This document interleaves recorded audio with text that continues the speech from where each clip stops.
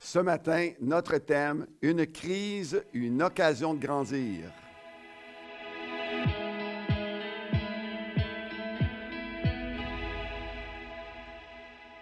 Alors, bienvenue à notre café matinal Nouvelle Vie. Comme vous pouvez le remarquer, vous le remarquerez dans les prochains mercredis, de nouveaux communicateurs vont se joindre à Pasteur Claude pour le café matinal. Donc, pour moi, c'est un privilège de pouvoir justement me joindre à toi ce matin pour ce café matinal et te partager sur ce thème, une crise, une occasion de grandir. Et je suis persuadé que tu sais absolument ce qu'est une crise. Et par définition, une crise, c'est une manifestation soudaine et parfois violente d'un changement drastique. C'est ce qu'on appelle en fait une crise. Donc, c'est un point tournant, c'est un bouleversement qui nous surprend la plupart du temps et qui survient dans différents domaines de la vie, mais aussi avec des différents niveaux d'intensité. Par exemple, un pays peut vivre une crise nationale, un parti politique peut vivre une crise de leadership, un peuple peut vivre une crise humanitaire. On sait exactement aussi qu'une entreprise peut vivre une crise financière, une personne peut vivre une crise d'identité. Et tous les jeunes parents savent qu'un enfant de 2 ans peut vivre une terrible crise qu'on appelle la Terrible Two vers l'âge de 2 ans, où un enfant dit pratiquement toujours non à toutes les demandes, et vraiment toutes les demandes, et vous savez de quoi je parle. On parle de la crise d'adolescence également. Cette période où un jeune se repositionne dans son identité face à l'autorité parentale et parfois même face à l'autorité tout court. On parle de la crise de la quarantaine, cette midlife crisis dans laquelle une personne redéfinit son parcours de vie, réalise qu'on vieillit, qu'il nous reste un peu moins de temps pour vivre, donc pour réaliser nos projets.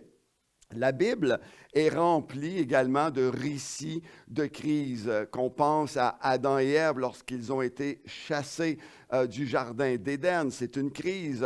Qu'on pense aux apôtres qui sont sur la mer, ballottés à tout vent. C'est une crise également. Ou à Esther et le peuple juif qui était dans une crise face à un génocide potentiel. Donc, la Bible nous révèle que la vie sur terre, en fait, est une succession de crise. As-tu l'impression parfois que ta vie ressemble à ça par moment? Une succession de crises à gérer. Je suis absolument persuadé que chacun de nous, ce matin, on pourrait venir participer à ce café matinal avec notre propre récit de crise passée ou peut-être même présente. Alors ce matin, je te propose 3 causes principales pour expliquer une crise. 2 décisions importantes à prendre devant une crise et un objectif ultime à garder en tête durant et pendant une crise. Lorsqu'une crise nous frappe, un des premiers réflexes en fait qu'on a, c'est de se demander, mais pourquoi? Pourquoi moi? Pourquoi maintenant? Pourquoi ici? Donc, on se questionne là-dessus et je veux te donner 3 réponses principales qui peuvent répondre au pourquoi que nous avons. Premièrement, pourquoi une crise? Bien, à cause des mauvaises décisions, les nôtres, mais aussi celles des autres. On fait tous de mauvais choix dans la vie, on prend tous de mauvaises décisions, et très souvent motivés par l'égoïsme ou par l'ignorance, parce qu'il nous manque des données, il nous manque d'informations, ou carrément à cause de notre orgueil ou notre manque de contrôle de soi. Et c'est une des raisons pour lesquelles on se retrouve dans une crise. Et je suis certain que tu comprends de quoi je parle. On s'est mis dans le trouble par nous-mêmes. Et je dois avouer que parfois, je peux être très bon là-dedans, moi aussi. D'autres fois, on entre dans une crise à cause des mauvaises décisions des autres.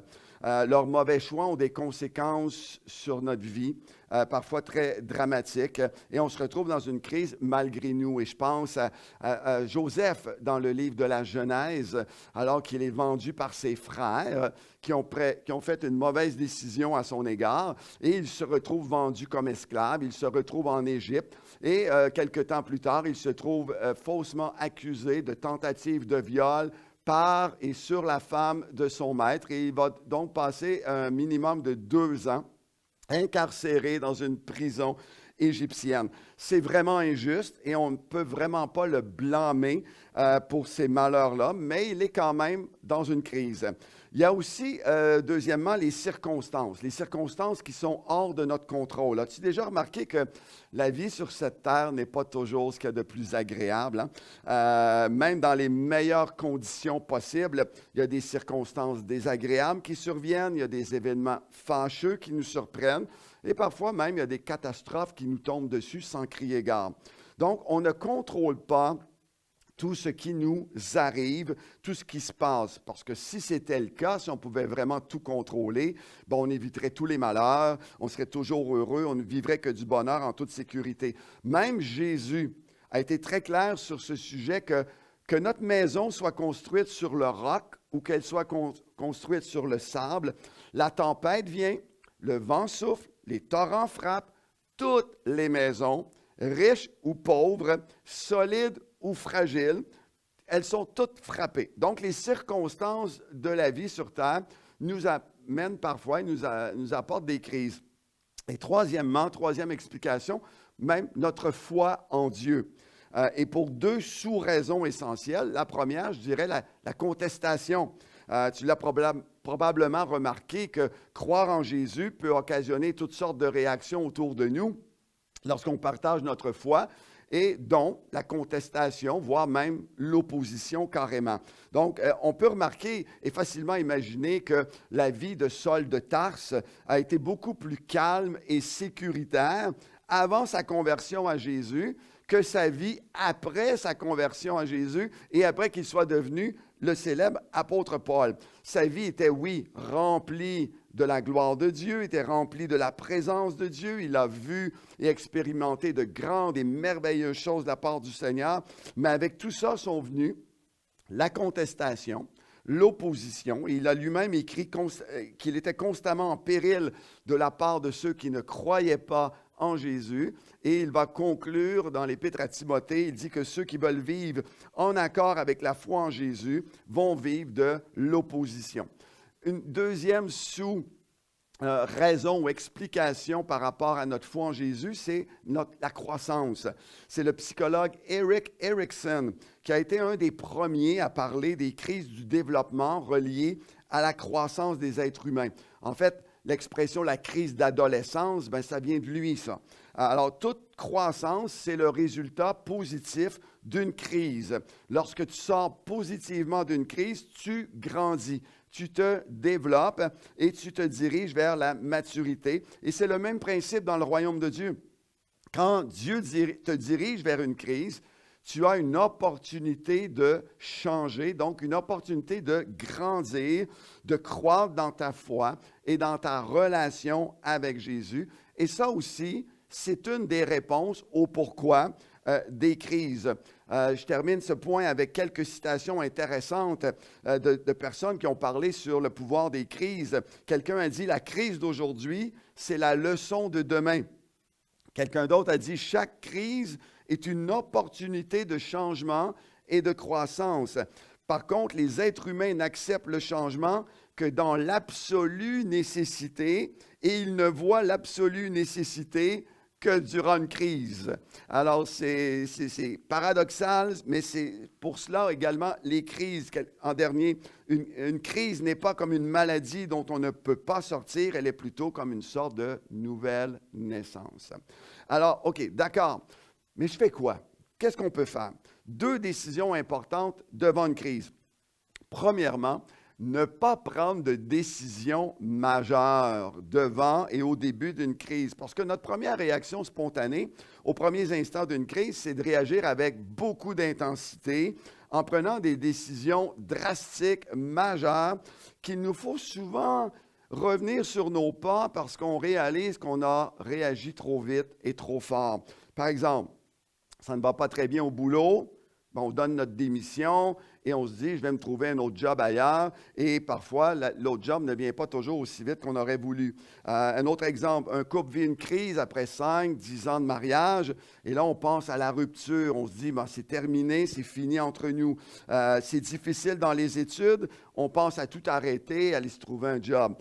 Et combien de regrets surviennent par la suite parce qu'on se dit, j'ai beaucoup trop réagi, trop vite et trop fort. Il faut se rappeler que l'essence même d'une crise, c'est que c'est passager. C'est temporaire, une crise. Et la plupart des crises vont trouver leur solution après quelque temps, et même celles qu'on croyait irrémédiables, qu'on ne s'en sortirait jamais. Lorsqu'on permet à la poussière de retomber un peu, il est beaucoup plus facile de prendre de meilleures décisions qui seront beaucoup plus éclairées. Le livre des Proverbes nous dit d'ailleurs à ce sujet que celui qui agit, et j'ajouterais, ou qui réagit avec précipitation, court à la disette, il court vers du trouble. C'est pourquoi il ne faut pas prendre de grandes décisions majeures au début d'une crise. Il faut plutôt se donner du temps pour réfléchir, pour consulter autour de nous, mais aussi pour prier. Et ça m'emmène au deuxième décision importante qu'on doit prendre devant une crise, c'est de garder nos yeux sur Jésus et sur sa parole. De ne pas se laisser éloigner ou ne pas se laisser emporter loin de Jésus dans un temps de crise. Rappelons-nous l'apôtre Pierre qui a été invité par Jésus à sortir de la barque pour marcher sur l'eau. Et Pierre, donc, marchait bel et bien sur la surface de l'eau comme s'il marchait sur une route, mais tout à coup, le vent, les vagues, l'eau est venue frapper contre son visage et il s'est rendu compte d'une situation impossible humainement. Il marchait sur l'eau, les vagues, le vent, tout ça, et il a quitté son regard, il a commencé à regarder aux circonstances et à réaliser qu'il était dans une crise. À ce moment-là, il a vu les vagues, mais je crois qu'il a aussi entrevu la une du journal du lendemain. Un pêcheur téméraire périt en mer en voulant marcher sur l'eau. Alors il s'est dit, mais c'est la honte pour ma famille. Mais Jésus l'attrape par la main et il le fait monter à bord de la barque. Quelle leçon pour Pierre, mais aussi pour nous lorsqu'on vit une crise. Tant qu'il avait les yeux sur Jésus, les circonstances ne pouvait pas l'engloutir. Tant qu'il avait les yeux sur Jésus, il était en sécurité. Et je veux nous rappeler, et te rappeler ce matin, à garder nos yeux sur Jésus en toutes circonstances et nous rappeler que Jésus est toujours et encore en contrôle de tout ce qui peut nous arriver. Tout, toujours et tout le temps. Même ce qui t'arrive en ce moment est entièrement sous le contrôle de Jésus. Totalement et absolument, on peut lui faire confiance. Garde tes yeux sur lui. Comment? Relis la Bible, c'est sa parole. Prie encore et à nouveau, c'est sa présence. Nourrissons-nous des paroles de foi, des paroles d'encouragement qui nous rappellent que Dieu est souverain, que Dieu est en contrôle de toutes choses. Et je termine avec un objectif ultime à garder en tête pendant une crise, glorifier Dieu par nos actions et nos réactions. L'apôtre Paul disait aux Corinthiens, « Vous avez été rachetés à un grand prix, glorifiez donc Dieu dans votre corps, donc dans nos actions, et dans votre esprit, nos attitudes qui appartiennent à Dieu, faites tout pour la gloire de Dieu. » Voilà la raison ultime pour laquelle Dieu nous a créés. Voilà la raison ultime pourquoi Dieu t'a sauvé. C'est la raison ultime pour laquelle nous vivons, toi et moi. C'est la raison ultime pour laquelle nous choisissons une chose plus qu'une autre pour glorifier Dieu, c'est-à-dire pour l'honorer, pour être un témoignage en sa faveur, pour être un reflet, en fait, de qui il est. Et cela même dans une crise, et même, je dirais, surtout dans un temps de crise. Et si on garde cet objectif ultime en tête, on va faire de meilleurs choix, on va prendre de meilleures décisions et on sera plus patient pour attendre son secours et ça sera toujours, toujours meilleur que tout ce qu'on aurait pu faire par nous-mêmes. Alors, laisse-moi terminer en priant ensemble, en priant pour toi également. Alors, Seigneur, nous voulons te dire merci pour ta souveraineté. Tu es le Seigneur de tout, en tout et partout. Merci que tu contrôles toutes choses, même ce que nous allons vivre aujourd'hui, Seigneur. Nous te remettons nos vies. Nous savons que nous sommes entre tes mains, que tu prends bien soin de chacun d'entre nous, Seigneur. Et aide-nous à garder nos yeux sur toi, Seigneur, à prendre les meilleures décisions possibles aujourd'hui, dans toute situation, Seigneur, afin que nous puissions te glorifier, t'honorer en tout et partout. Au nom de Jésus, nous avons prié. Amen. Alors, je te souhaite une bonne journée. couple.